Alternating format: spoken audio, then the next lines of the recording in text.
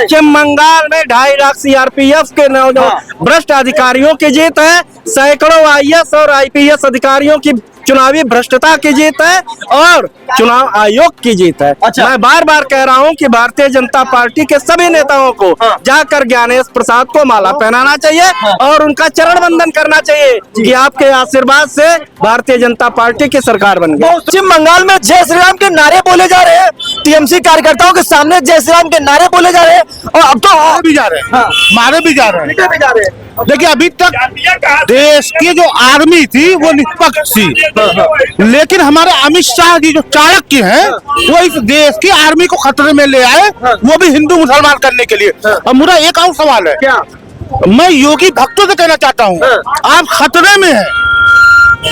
बंगाल चुनाव जीतने के बाद जिस तरह मोदी मीडिया से गायब है, अमित शाह का जलवा बढ़ रहा है, तो हमारे उत्तर प्रदेश मुख्यमंत्री को खतरा बढ़ रहा है। किस चीज का? अरे कुर्सी का खतरा बढ़ रहा है। अमित शाह जी का जो जलवा कायम है मीडिया में, जो स्ट्रेटजी है, उसमें योग सबसे ज्यादा खतरे में तो योगी जी है।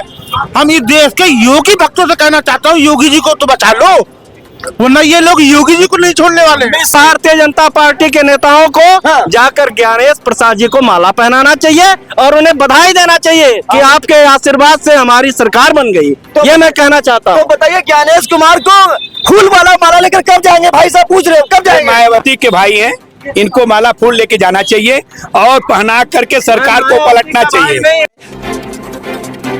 देखिए भारतीय जनता पार्टी किसी की सगी नहीं है, वो सत्ता की सगी है। सत्ता की सगी है। वो सत्ता की सगी है, वो सनातन की भी सगी। आपने देखा होगा उत्तर प्रदेश में 10 वर्षों से प्रचंड बहुमत की सरकार है। सनातन के नाम पर ये लोग राजनीति करते हैं और वही सनातन के धर्म गुरु को अपमानित करते हैं कुंभ के मेले में। शंकराचार्य महाराज जी को इनके नेता मंगलवार को मछली खाते हैं और सनातन की बात करेंगे। इनका एक मुख्यमंत्री कहता है बीफ खाओ लेकिन बंद कमरे में खाओ।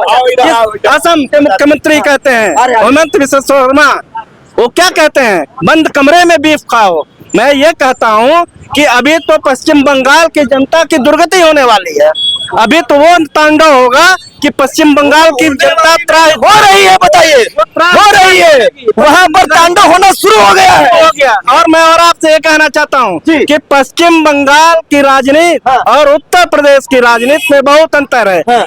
उत्तर प्रदेश की जनता जिस तरह त्राही त्राही कर रही है भारतीय जनता पार्टी की सरकार में, यहाँ पर सुन लीजिए मेरे भाई, आप स्वतंत्र पत्रकार हैं, आप गोदी मीडिया नहीं है। पूरे उत्तर प्रदेश की जनता, महान जनता परिवर्तन के मूड में है। जिस तरह 2024 में उत्तर प्रदेश फोकस में, पहले बंगाल बताइए। तो बताइए बंगाल में, बताइए कुछ बता रहे, बड़ा खेला हो गया है बंगाल में खेना तो हुआ है ज्ञानेश। पूरे भारतीय जनता पार्टी, छोड़ दीजिए, पूरे भारतीय जनता पार्टी के नेताओं को जाकर ज्ञानेश प्रसाद जी को माला पहनाना चाहिए और उन्हें बधाई देना चाहिए कि आपके आशीर्वाद से हमारी सरकार बन गई।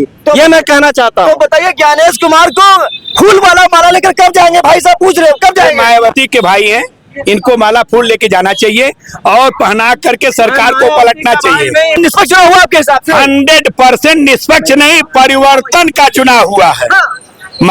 अगर ममता द्वारा आती नहीं होती तो यह परिणाम नहीं आता। एकदम सत्य समझो, अखिलेश जी द्वारा आती नहीं होती तो भाजपा नहीं आती। मजाक समझ रहे हो? जो मुलायम जी थे वो अखिलेश हो पाएंगे? कभी नहीं हो पाएंगे। जो शिवपाल जी थे अखिलेश हो पाएंगे?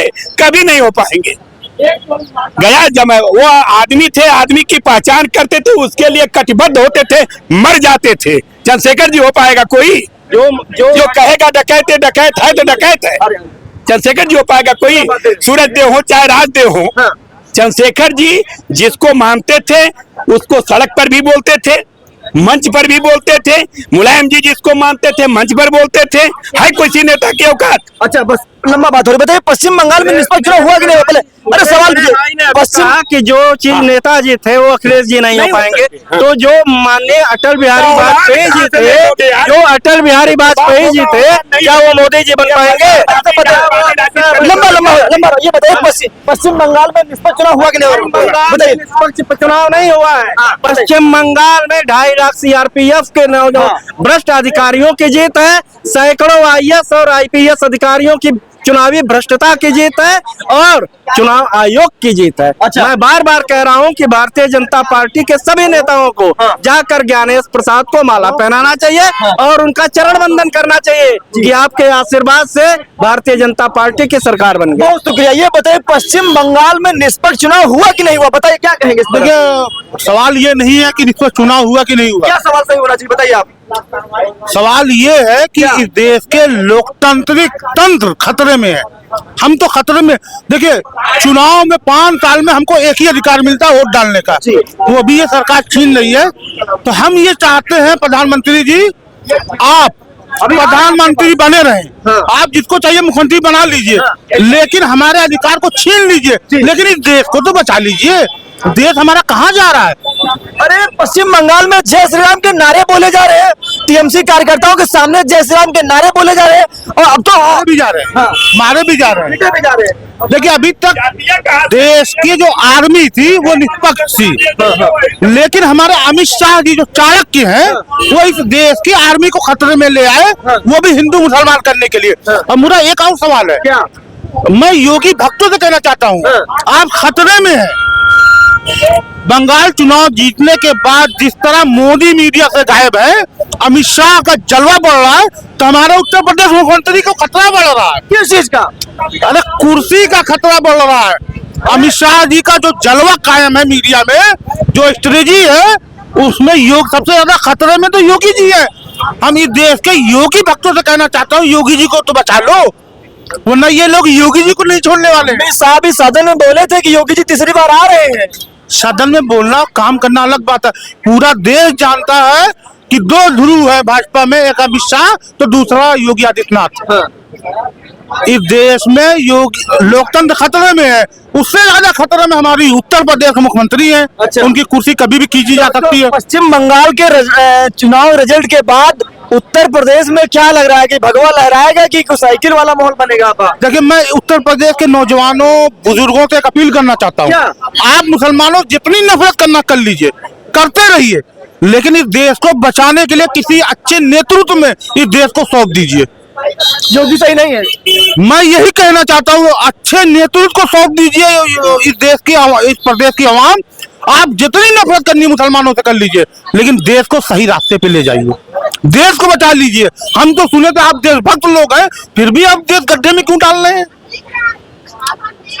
और मैं अखिलेश यादव से एक निवेदन करना चाहता हूँ, इस देश के साथ तमाम सेकुलर पार्टियों से निवेदन करता हूँ, आप अनाउंस कर दीजिए कि मुसलमानों हाथ जोड़ लीजिए, मुसलमानों तो आप हमारे साथ मत रहिए, वरना हम कभी सत्ता में नहीं आ सकते। कि इस देश की सारी राजनीति मुसलमानों के नफरत पे टिकी है। अखिलेश जी और सेकुलर दलों, कांग्रेस जैसे तमाम सेकुलर दलों से मैं हाथ जोड़ के निवेदन करना चाहता हूँ, आप अपील कर दीजिए। आप अपने स्टेजों पे जगह तो कम दे रहे हैं, प्रेस कॉन्फ्रेंसों में कम जगह दे रहे हैं, आप अनाउंस कर दीजिए हमें आपके वोटों की जरूरत नहीं है। अच्छा, हो सकता है कि बीजेपी को आप हरा सकते हैं, लेकिन इस देश में मुसलमानों के साथ रहकर आप कभी बीजेपी को नहीं हरा सकते। बहुत शुक्रिया। देखिए बड़ी देर से दंगल का कैमरा वहां तक पहुंच नहीं पा रहा था जिसकी हमें जरूरत थी। अब एक नेताजी हमको मिल गए हैं, देखिए चंदन का टीका लगाए, बाल इनके काले, चश्मा भी लगाए, भगवा गले में मतलब गमछा भी डाले। अब इनसे बातचीत करेंगे। बिल्कुल आपे के जैसे अनुराग ठाकुर सच्चे सनातनी बनते थे, सच्चे हिंदुत्ववादी बनते थे, उत्तर प्रदेश में आकर बातचीत करते थे, लेकिन बताइए पश्चिम बंगाल में मूठ मिर्गा का आनंद ले रहे हैं। अब बताइए चुनाव जीतने के लिए क्या इतना मतलब मूठ मुर्गा खाना पड़ेगा कि भाई चुनाव जीतने के लिए कुछ भी हो जाए? देखिए मैं उस पर बात नहीं करना चाहूँगा कि सुन लीजिए, मैं किसी पर्सनल लाइफ पे नहीं बात करना। बंगाल की जो बात कर रहे हैं, बंगाल में जो जीत हुई है वो न्याय की हुई है, जनता की जीत हुई है, वहाँ की महिलाओं की जीत हुई है, जिनके साथ अत्याचार होता था उनकी जीत हुई है। और ये जीत होती ना अगर पहले से वहाँ फोर्स और वहाँ पर अनुशासन टाइट ना किया जाता केंद्र के हिसाब से, तो वहाँ पर गुंडागर्दी से फिर वैसे इलेक्शन जीत लिया जाता। दो शब्द सनातनी धर्म पर बात कर लीजिए, 2 शब्दों में टीका लगा है, गले में भगवा, देखिए हमने चंदन का टीका लगा है, गले में गमछा डाले हुए हैं। बताइए आपके नेता बताइए पश्चिम बंगाल में जाकर मछली मुर्गा खा रहे हैं, बताइए पार्टी का। देखिए नहीं, मैं किसी की पर्सनल लाइफ से नहीं मतलब है, मैं पार्टी के विषय में बात करिए, मैं उसकी बात कर रहा हूँ। वहाँ पे पार्टी के लोग कांग्रेस के थोड़े थे, समाजवादी के थोड़े थे, टीएमसी और बीजेपी के थे ना। वो कौन क्या खा रहा है ये आप उनसे जाके क्वेश्चन करिए।